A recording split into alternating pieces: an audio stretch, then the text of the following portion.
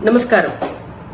సిరిసిల్ల నేత కార్మికులకు బకాయి పడ్డ డబ్బులో తెలంగాణ రాష్ట్ర ప్రభుత్వం ఒక 50 కోట్ల రూపాయలను ఈ రోజు విడుదల చేయడం పైన భారతీయ జనతా పార్టీ తరపున హర్షం వ్యక్తం చేస్తున్నాం. ఇది నిజంగా కూడా నేత కార్మికుల పోరాట ఫలితం.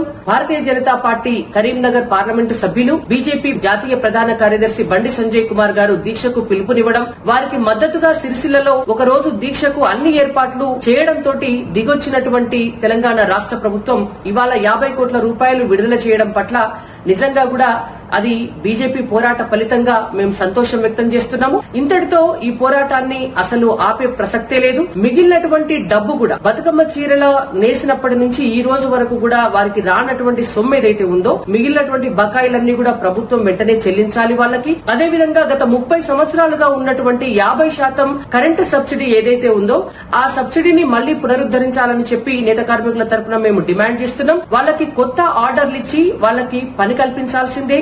శాశ్వత ఉపాధి మార్గాన్ని చూపించి ఇవాళ సిరిసిల్ల నేత కార్మికుల జీవితాలను బాగు చేయాలని చెప్పి కాంగ్రెస్ ప్రభుత్వాన్ని డిమాండ్ చేస్తున్నాం. మొన్న ఏ విధంగా అయితే వాళ్లకు అండగా ఉండి మా కరీంనగర్ ఎంపీ బండి సంజయ్ కుమార్ గారు దీక్షకు పిలుపునిచ్చి వాళ్ళ పోరాటంలో భాగం పంచుకుంటామని చెప్పారు, అదే విధంగా మిగిలిన డిమాండ్లు నెరవేర్చకపోయినా మళ్లీ నేతలతో కలిసి పోరాటాన్ని ఉధృతం చేస్తామని చెప్పి కాంగ్రెస్ పార్టీని డిమాండ్ చేస్తున్నాము.